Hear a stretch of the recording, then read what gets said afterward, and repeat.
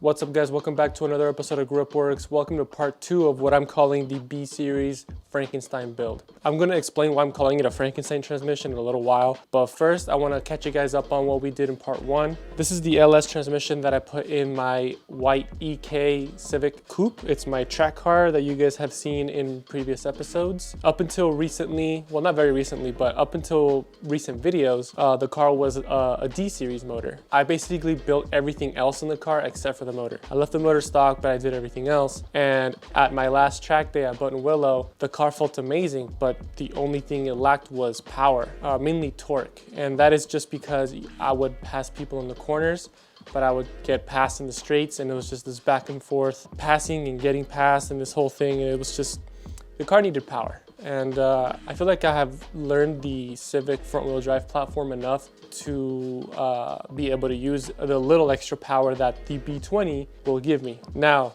as I explained in the last video, I put the B20 and this LS transmission in the car as kind of like a budget build. And without getting into too much detail, this transmission is no good.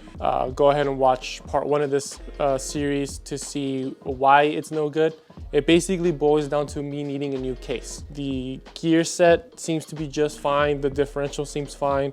All the bearings, all of the synchros look fine. The shift forks look okay from what I can see. It's just the case. It's really messed up. It must have been damaged pretty badly in the past.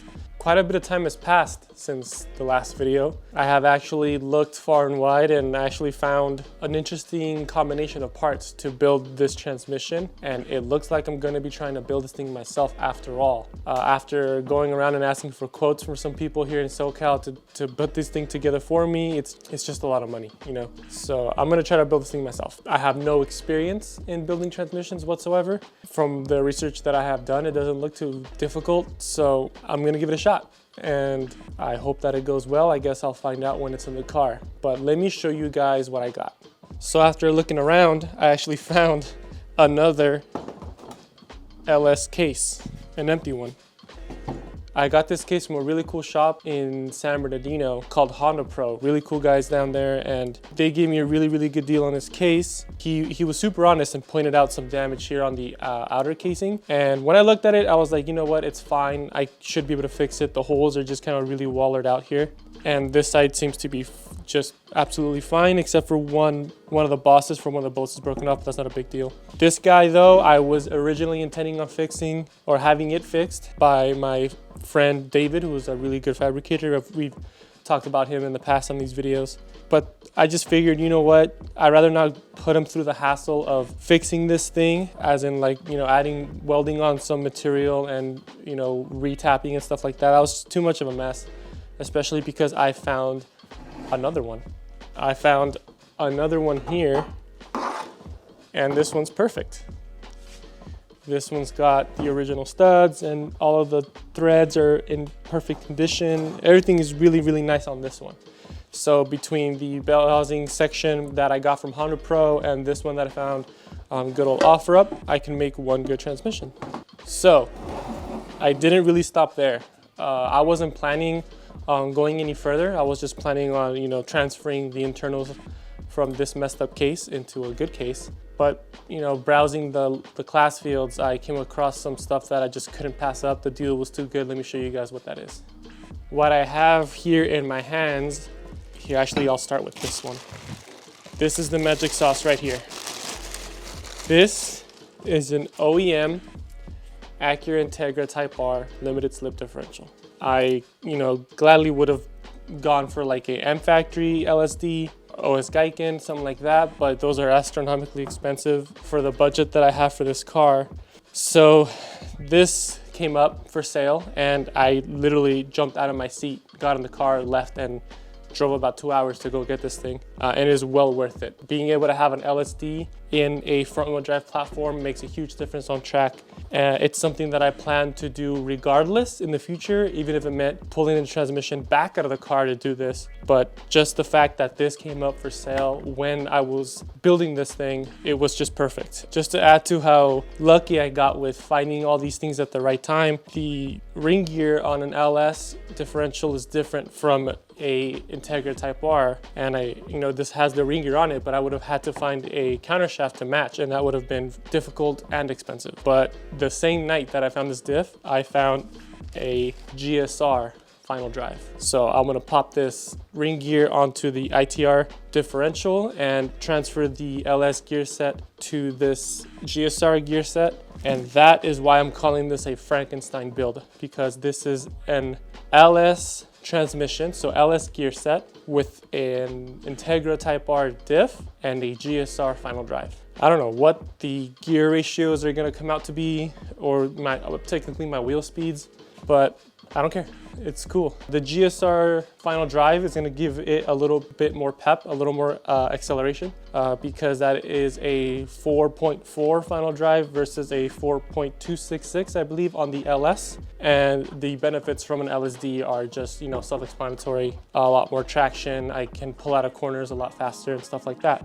I don't think it gets any more budget than this. I mean, I did have to spend on a case twice-ish, 1.5 cases, but that's not a problem at all. I mean, all in with this entire setup, including a brand new ball bearing conversion for the differential from Synchrotech, along with brand new seals, all in for all of this, I'm well below $1,000. And finding a LSD equipped B series transmission, whether that's a GSR or a Type R, you're talking closer to 2,000, even above 2,000. So this is probably the most budget thing that I can think of while using OEM parts and having an LSD and a nicer final drive. Granted, yeah, it's a weird combination, but we're working with the best that we got. So I have everything that I need. I have a bearing puller tool that I got from Amazon. I got the new bearings and the new seals. So all that's left to do is to literally pull this thing apart, start transferring stuff over to the new casing, and yeah, wish me luck. And again, I am not a professional. Do not use this video as a guide at all. This is just entertainment. I did my own research. I suggest you do your own research. Some of the methods that I'll be using might not be the best methods. I definitely burned myself on that one. To put a transmission together, I don't have all the tools needed, especially when it comes to measuring tolerances and backlash and stuff like that. I'm gonna do the best that I can with what I have, like I said, and I hope it turns out okay. And if I have to pull this back apart, then so be it, but I'm gonna give it my best shot. So I'm gonna start by clearing out this table, and I'm gonna pull the ring gear off of the ITR diff and put the GSR ring gear on this one, and I'll go from there. Okay, so I know that the bolts on this are reverse thread. So I have to tighten it to loosen it.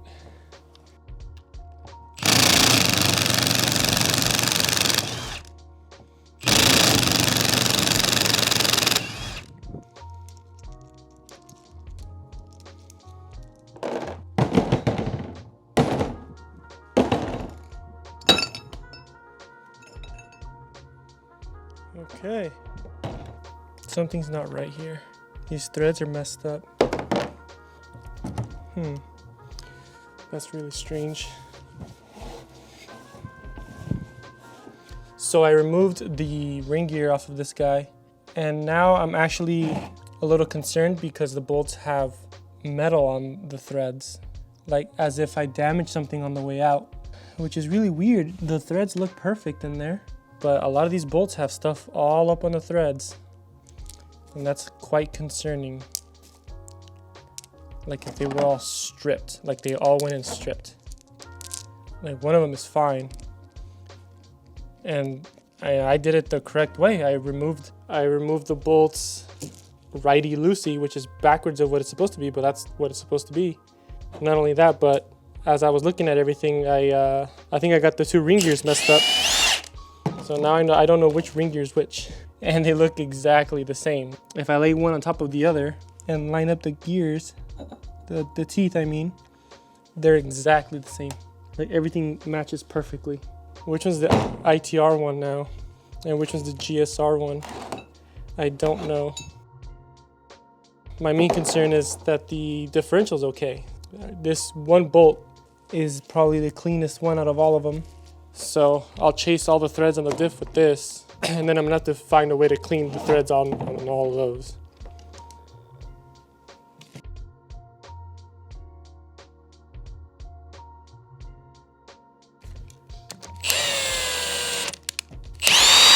Someone must have done something funky in the past with this thing.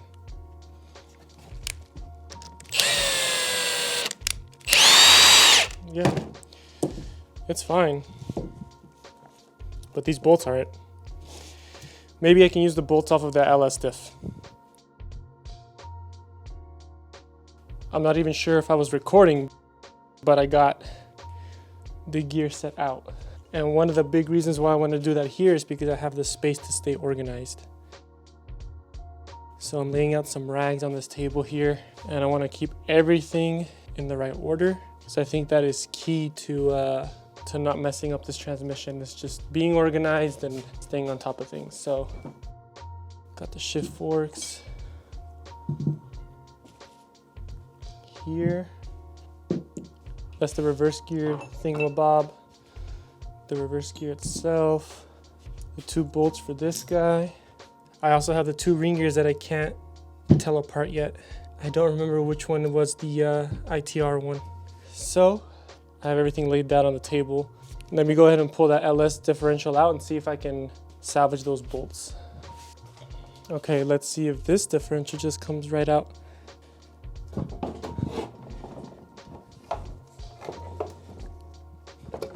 There we go.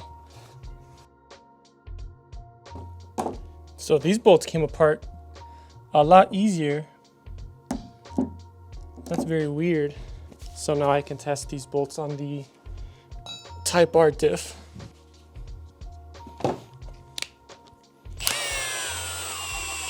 They appear to be the same. So the bolts on the LS diff aren't shouldered, they're fully threaded, and it should bolt all the way down like that. I just want to make sure that all of these bolts thread all the way in.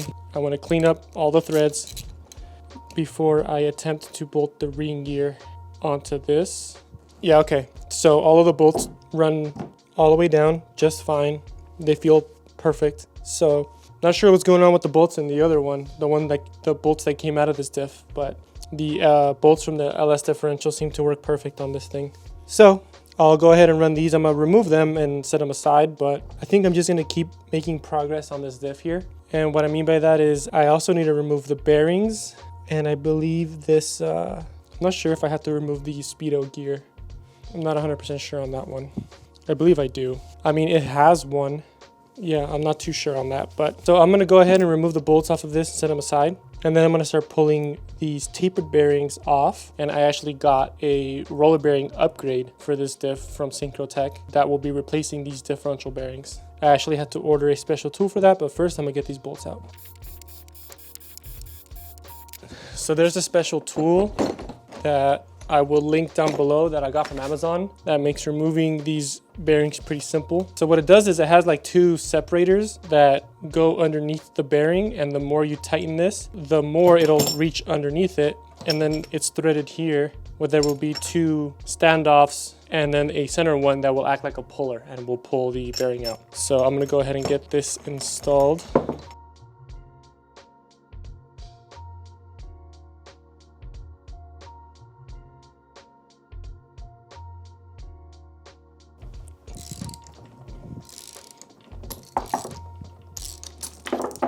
Yep, bearing came apart, but that is okay. We're not reusing this bearing.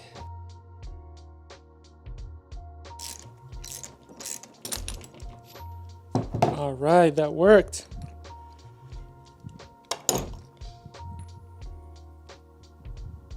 Came off in pieces, but it came off. That's what we wanted. Absolutely no damage to the diff whatsoever. That is perfect. Okay, now I just need to do the other side. Hopefully this one's not too difficult.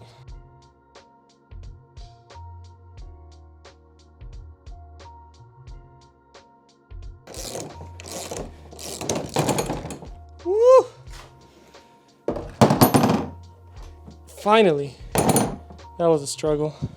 Okay, so with the bearings off, this diff is pretty much as stripped as it needs to be, I believe. I don't think I need to take off the speedo gear. I might be wrong, but regardless, I need to call it a night here. I'm gonna go ahead and do some research about the ring gear, trying to identify which one is the GSR and which one's the ITR. And I'm gonna figure out if I need to take off this ring gear. So I'll do that tonight and I'll pick this back up tomorrow. All right, it's the next day and I'm gonna try to pick up where I left off here. So I have the differential all split apart and I'm ready to install the new ring gear. So what I'm gonna do first is really rinse out these threads. I wanna make sure that there's no gear oil in it because I don't think the thread locker would be very effective if it's coated in transmission fluid. So I'm gonna start by cleaning or at least rinsing out the threads with brake cleaner, and then I can go ahead and get the ring gear on. And I do know that it is the ring gear with the orange mark.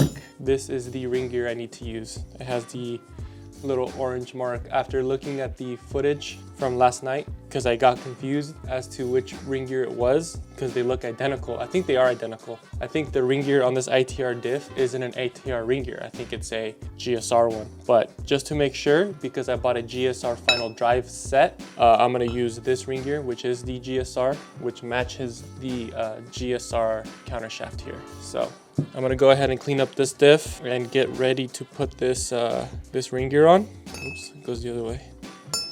Get ready to put this ring gear on like that, and we'll be all set.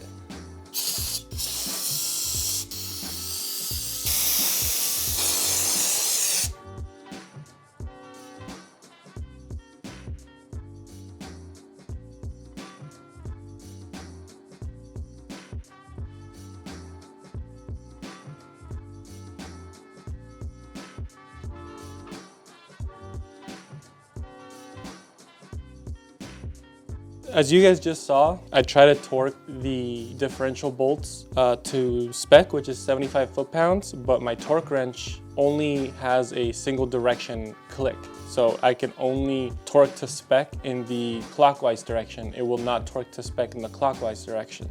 I tried looking into renting a torque wrench as well, but everything I can find is also clockwise clicked direction only as well. So I am not gonna buy another torque wrench just to do this. So I'm going to do something I don't recommend, and that is just driving them on with the old impact. I'm not gonna go crazy on it, obviously. I'm gonna do a crisscross pattern and start lightly and then kind of work my way up. The torque spec is 75 foot-pounds. It's got a fair amount of blue Loctite in the threads, so if anything, they'll be tightened a little over spec'd, but I'd rather have it be a little bit over than under and have it come loose. So again, I don't recommend this, but it's all I can really do right now. So I'm gonna go ahead and torque these to spec. Now I'm gonna just do it one more time, just a little bit tighter this time, and I'm gonna go ahead and call it there. All right, so the ring gear is on this thing, and this is the correct ring gear. This is the GSR one with the little orange dot on it. Cool. All right, so the next thing I need to do is put the diff bearings on this thing. Okay, so here are the new Synchrotech bearings that came in. They're the same part number. And their instructions call for a spacer in between the differential and the bearing. And they do provide the spacers here.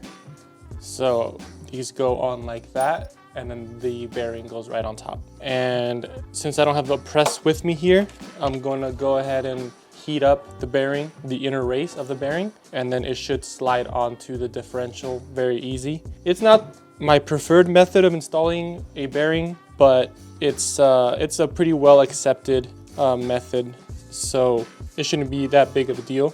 These bearings don't have any seals on them. They're all metal. There are no seals on these things, so there's no seals to overheat or burn up. As you can see, they're an all metal construction. So I'll go ahead and heat up this center race with the torch, and then they'll just slip right on like that, very easy. So I'm gonna go ahead and get that done real quick. But before I do, I need to make sure that I don't need to remove this speedo gear. Okay, yeah, so it looks like all the speedo gears on B series cable and hydro are the same. So I should be fine there. So I'm gonna go ahead and heat this bearing up and get it on that differential. Now it's pretty cold in here, and the diff has been sitting here all day. So the cold differential in combination with the hot ball bearing means that this thing should slip on pretty easy. It might actually just fall right into place.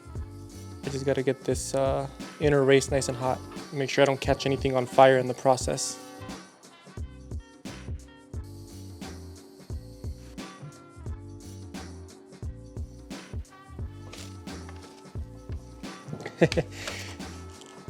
Yep, got it stuck. So this means I just didn't get it hot enough. I got a little too eager. I needed to get it a little hotter. So now I need to see if I can take it back off.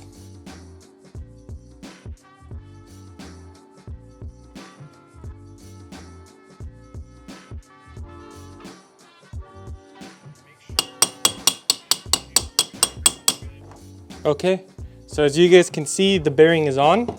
I'm looking at it down here and I can see that it is on all the way. That is good.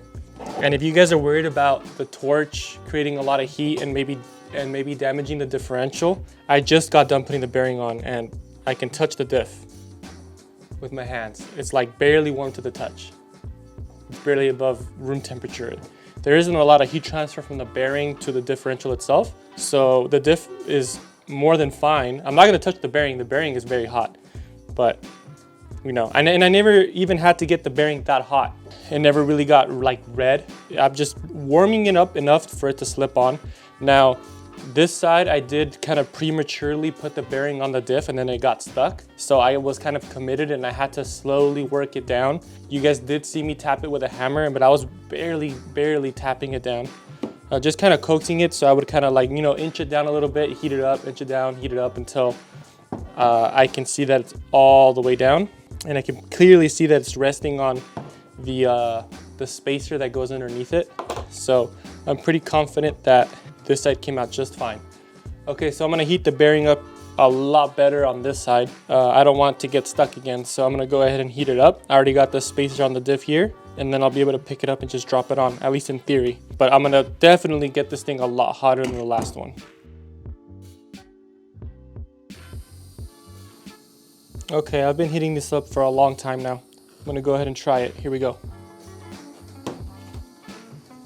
Quickly. Yeah, that is what I'm talking about. Ow, that was stupid. I definitely burned myself on that one. I'll just let it sit like that. I don't know how many times I burned myself, but I'm done. All right, guys, as you can see, the differential is put back together. Got the bearings on both sides, and they are seated all the way down. If you see a little bit of a gap, that's because the spacers are there. They go between the diff and the bearing as per Synchrotech's instructions. So this thing's pretty much done. I'm just gonna let it cool. It doesn't seem to be damaging the plastic table very much. So I'll just let it sit there overnight. I kind of burned myself a couple of times, but you know, I was expecting that. And it's getting pretty late, so I'm just gonna go ahead and let this cool overnight. Tomorrow, I'm gonna go ahead and work on the counter shaft, and then I'm gonna order some parts tonight and hopefully get this thing all done. So I'll see you guys tomorrow.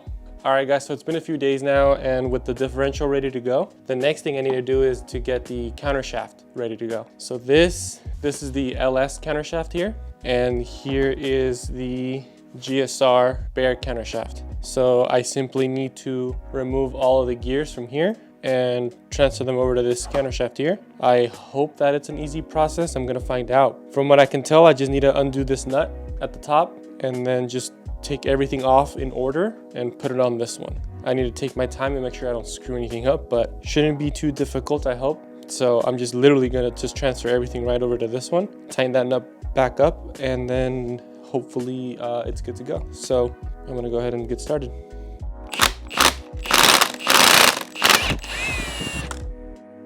Okay, so I got that nut off. So that's the very last one. I'm gonna put everything upside down from how I got it. Let me put a rag down. So this was like that, this was like that.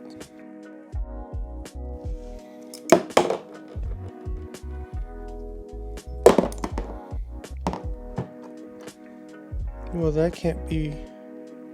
Is this really how it goes?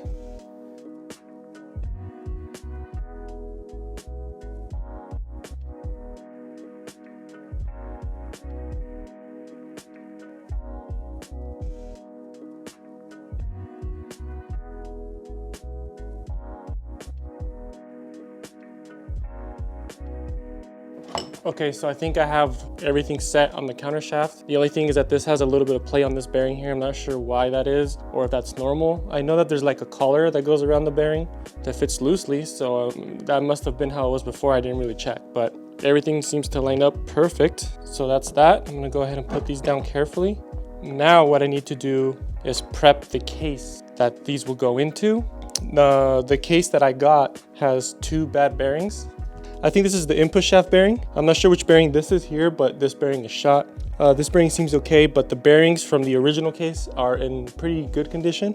So I'm gonna swap the bearings from that old case to this case, and then I can start putting everything back in this case and getting this thing buttoned up. So hopefully it turns out okay. So I'm gonna go ahead and get these bearings swapped out. These are the 2 bearings I was telling you guys about. It's this one here and this one. And to get these out is actually pretty simple to my understanding.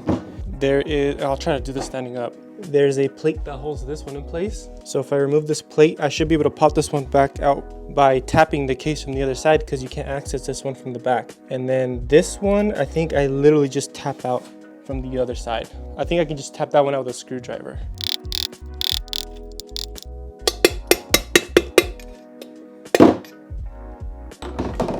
That took very little effort. I don't think I damaged anything. No, looks just, I mean, this bearing is shot, but I don't see any screwdriver marks or anything, so I feel okay about taking the other one out like this too. Yeah, this was completely messed up.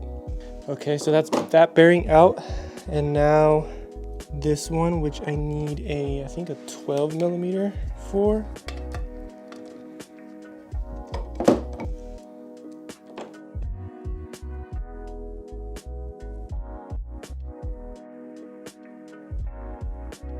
Okay, so after doing some quick research, I had determined that I won't be able to replace this bearing here. A, I don't have the bearing, and B, I don't have the puller to remove this bearing and the other bearing from the other case. But regardless, like, the condition of the bearing on the other case seems to be about the same as this one. So I'm just gonna go ahead and ride with it. I mean, there's not really much I can do at this point. This project has been going on for a long time and I just want to get it done. If I have to take this thing back apart in the future, then so be it, but I just hope it works. So I'm just gonna go ahead and leave this bearing in there. So now I'm gonna move on to replacing this input shaft seal. I got new seals from Synchrotech, so I'll go ahead and put a new seal in this. I'll take the bearing off the other case, put that bearing in here. That's not pressed in or anything. And then I can start reassembly. These are the brand new seals that came with the Synchrotech bearing kit. So I'll go ahead and grab the input shaft seal and I'll go ahead and tap that in.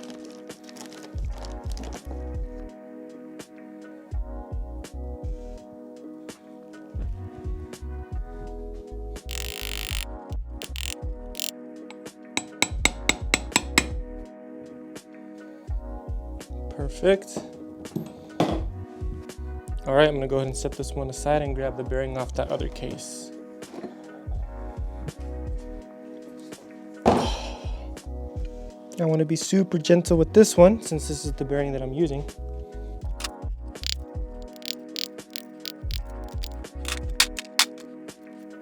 Okay, I got the bearing out as gently as I could. Not even a scratch. That's perfect. This one's in much better condition. This one is basically trash.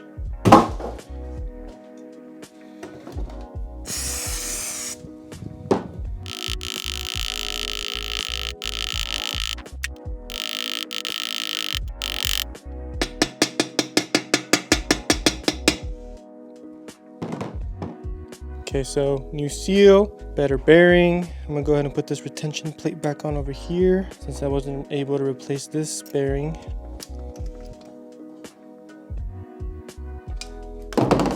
Okay, so I went ahead and put this retention plate back on. This bearing can go ahead and stay. And then I got the much nicer bearing on this side. So all that's left here is to pull out this axle seal and put a new one in. It's never gonna be easier than now because I have a clear shot at it. And then I can go ahead and start putting our components back in and getting this transmission back together. I'm excited, so I'm gonna go ahead and replace this seal.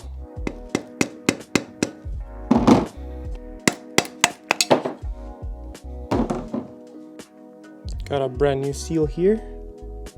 So that'll go in there. Let me just clean up the area.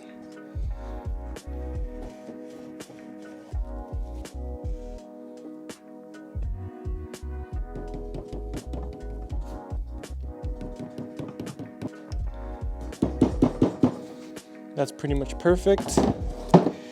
There is another seal right here that I would like to replace. I'm not sure how to get this guy out, so I do have a new one from Synchrotech. Yes, I do. It's right here. So I know that this is just a little cover. I think that gets reused, but this gets replaced right here. I actually think this is the more modern replacement. So it'll be this one and this one. So let me see how I can take this guy out. Okay. And this one actually comes pre-greased. So I'll go ahead and pop this guy in. And again, I'll go ahead and use this as a like a punch to get the new one in. This guy can just slip over. Perfect. All right, so new axle seal, new shift selector rod, I think it's called, seal and boot, and a new input bearing or input shaft seal. Perfect. So I think we are literally at the stage, which is the scariest for me, and that is putting the transmission back together. Synchrotech provides a little spacer like this, and this goes in place of the shims that were used on the differential, and this is only used when you're doing the ball bearing conversion. And in their instructions, it says where to put it. I don't think you guys can see it, but they give you instructions, and it says that it goes at the top apparently. So I'm gonna go ahead and read this super carefully, and then I'll start by putting the diff in, and then I'll go ahead and get the main shaft and counter shaft in, shift forks and all that jazz, and then I can put this thing together. Those spacers that you guys saw me put in the diff before, that's are sandwiched in between the bearing and the diff. So those take up the space that the tapered roller bearings would have taken up from a Type R or a JSR LSD style differential. And then the provided shim here, this differential shim, goes in the other side of the case, like the other half of the case. So this actually doesn't go until later. With that being said, I guess I'm gonna go ahead and grab the diff, make sure everything is clean, and start putting this thing back together.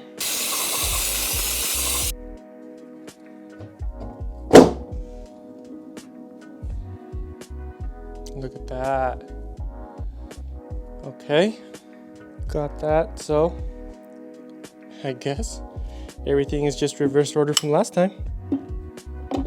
This sits right in there.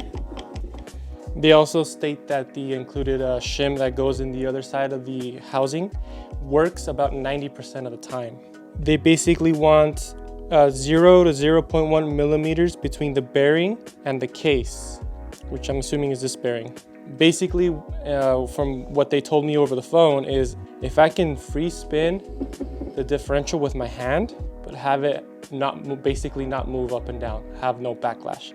So they say that this works 90% of the time, but it's not guaranteed.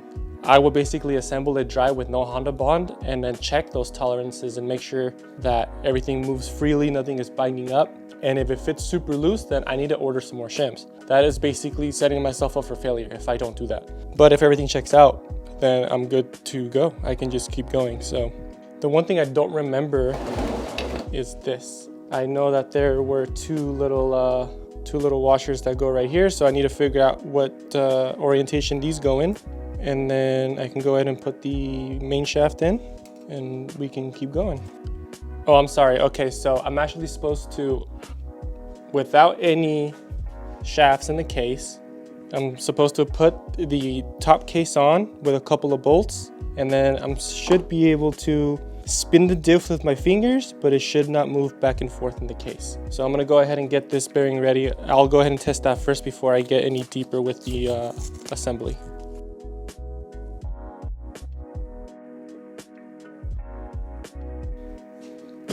That is seated all the way down.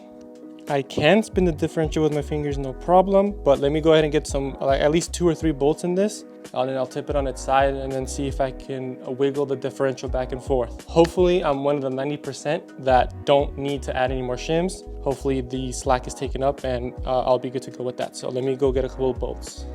I don't need to put a ton of them, just enough to evenly seat this outer portion of the case, and then I should be able to determine whether or not I have enough clearance. And man, I hope that I'm one of the 90% that are good to go with this.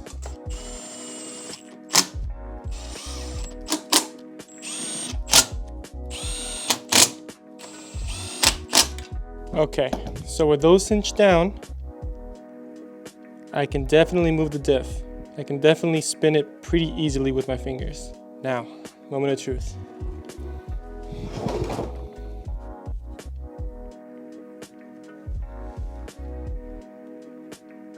I can feel absolutely no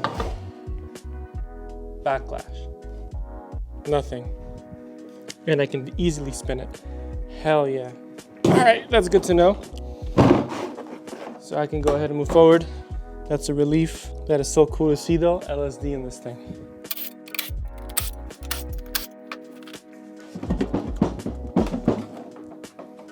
Now I can go ahead and reinstall my counter shaft. Actually, wait. I think everything's supposed to go in at once.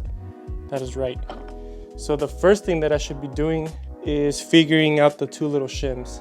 Where did I put them?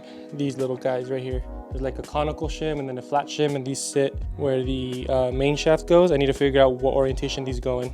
After that, then I can put the forks and the gear set together and just drop it right in, at least in theory.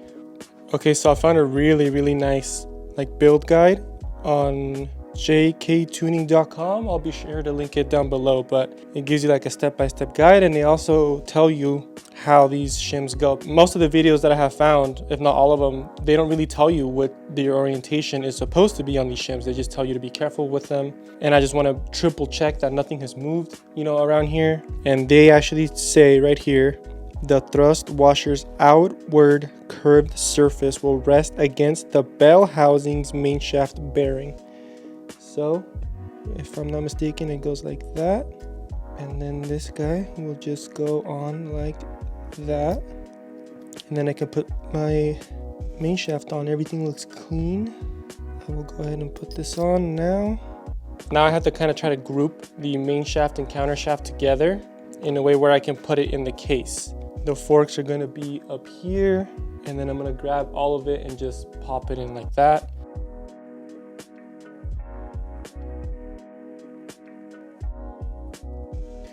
I am noticing that the main shaft is sitting a lot higher than everything else. Almost as if it didn't sit correctly.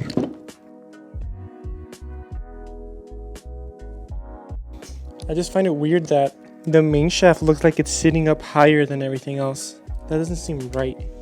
So I'm not sure how visible it is on camera, but the main shaft is sitting like an 1/8 inch higher than the counter shaft. Like all the gears are not lined up. It's like the main shaft is just a little higher than everything else. So I can't really get the camera in that angle, but so I can get everything to spin. The diff spins.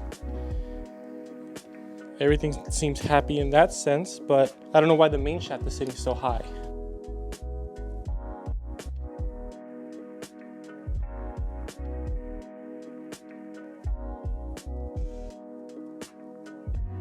Okay, so after screwing around with this thing for about 30 minutes, I'm able to get it into every gear perfectly, and it spins like perfectly. If I grab this, I can spin everything like pretty easily, right?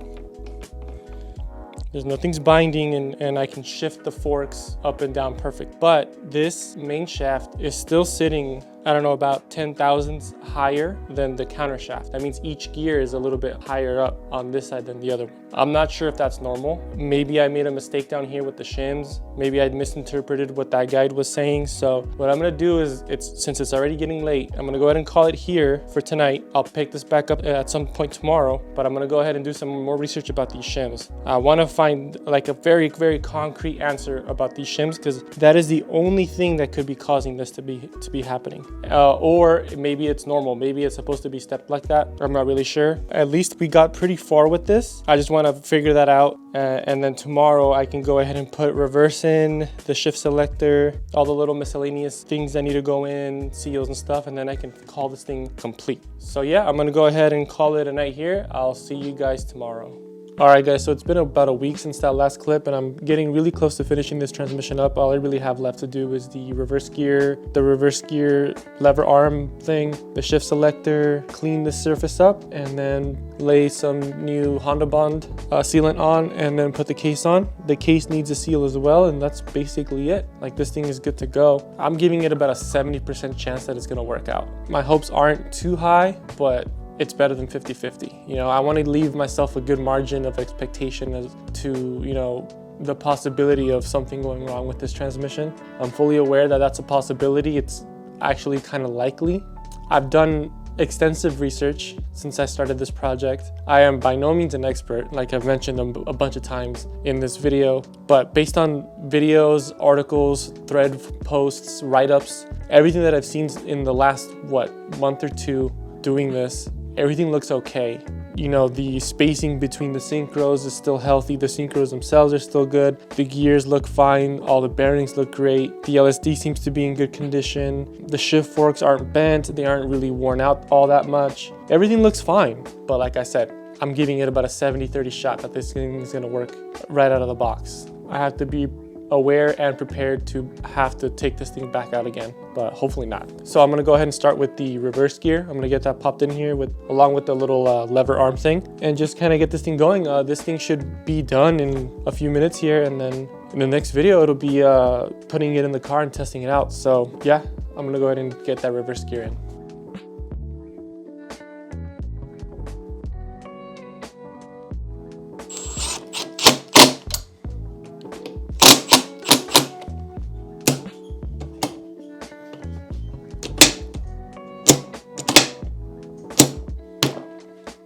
Perfect.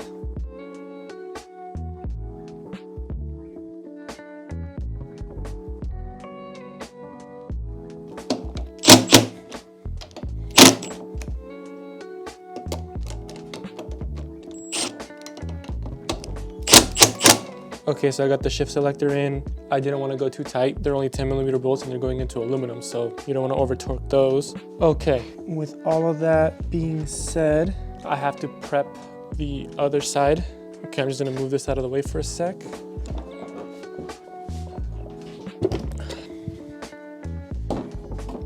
This is my good transmission housing, and this is the one that was in the car. And actually what I need from this one is this little breather here. So if you guys can see this breather here, I had David make this for me.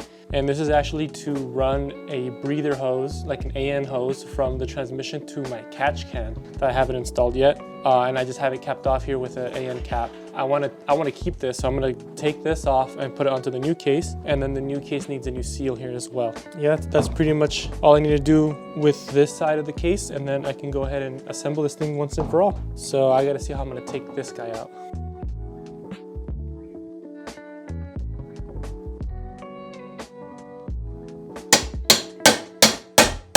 I chewed it up pretty good, but there it is. Got it out. I'm gonna have to clean it up and repaint it, but at least it's out.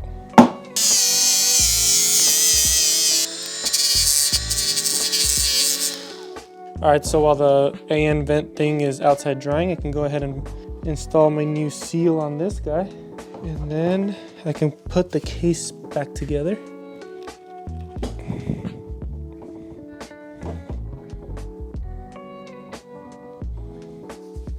Cool. All right, so I guess that's it, moment of truth.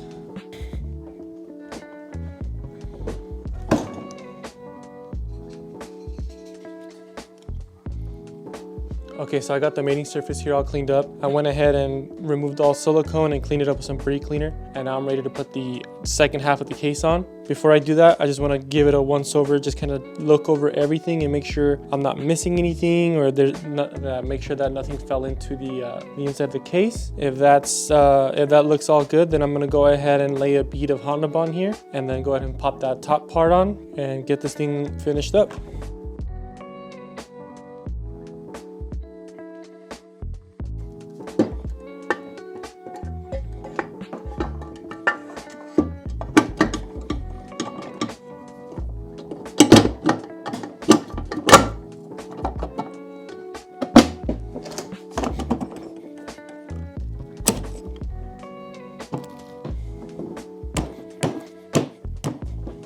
So now this case shaft is sitting all the way down. I got the clip on the bearing, how it's supposed to be. So from here, all I really need to do is reinstall all the 12mm bolts, reinstall the cap, the bolt for the reverse gear, which is here, the 2 detent spring bolts with the little balls, and this thing is done.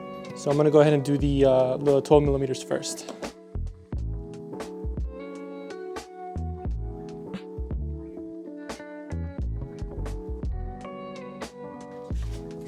Second, first, fourth, third, reverse, fifth.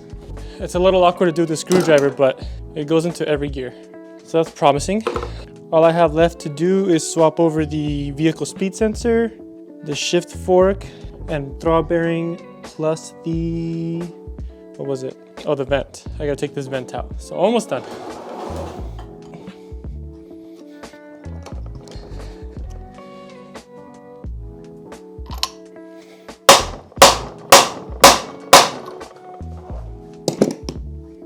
That is probably as far as I dare go with this. I don't want to push it. Plus, it's not structural, it's just there to vent. So I'll go ahead and throw this back into place. And it seems plenty sturdy. Input shaft spins freely, there's no play, no backlash. Absolutely no backlash in the diff. I can spin it all freely. I think that's it. Like, cinch this down a little bit because I don't have the lines for this yet. All right, guys, that's it. That is a B-Series transmission, all built. It's not 100% done.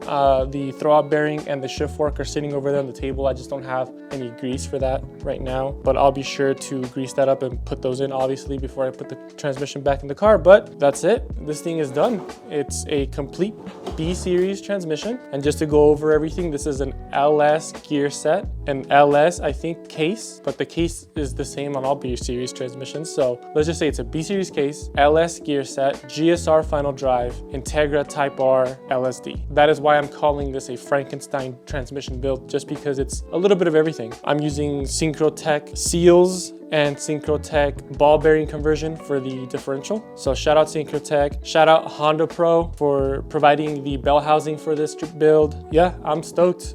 This is basically everything I ever wanted in a transmission. I don't have the super close ratio of like a Type R transmission. I think I'm okay with that, honestly.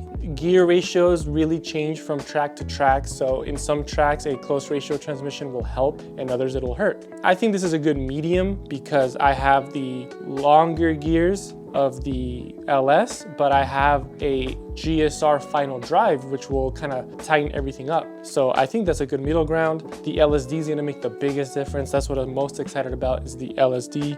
And yeah, I hope that all of my research will come to fruition here. Everything looks okay to me. I have no input bearing play, no backlash there, no backlash on the differential. That is per spec. I can still spin everything just fine. I can get it in all the gears. It's a little banged up, it's scratched and it's dirty, but I mean, so is the car. Yeah, overall, I'm happy with this thing. I just hope that it's gonna work. I don't wanna get my hopes too high, but I hope that it's gonna work. I really do. And that'll be coming in the next episode, where I'm gonna be putting this in the car and driving it. And hopefully all the issues that I had before are gone, plus some upgrades. So there's still a lot left to do on the EK project. I need to get this in. I need to get the exhaust fixed up. You guys will know about that later. I need to get the car tuned. I got other upgrades that I haven't talked to you guys about that are kind of a surprise. And then I need to get this car back on the track, get out there with Lewis and go racing finally. I hope that 2023 is gonna be our year to finally really get out there and race again, because that is what this channel is all about. So please feel free to let me know in the comments if I did something wrong, if I glanced something over. There might be some Honda transmission rebuilders out there watching this that can school me a little bit on what I might have done wrong. I read all the comments, so please feel free to comment down below. I'm looking forward to hearing from you guys, and let me know what you guys think. So yeah, that's it on this Frankenstein transmission build. I hope you guys liked it, and I hope to see you guys in the next video. For now, please like and subscribe, and remember, function, momentum, grip.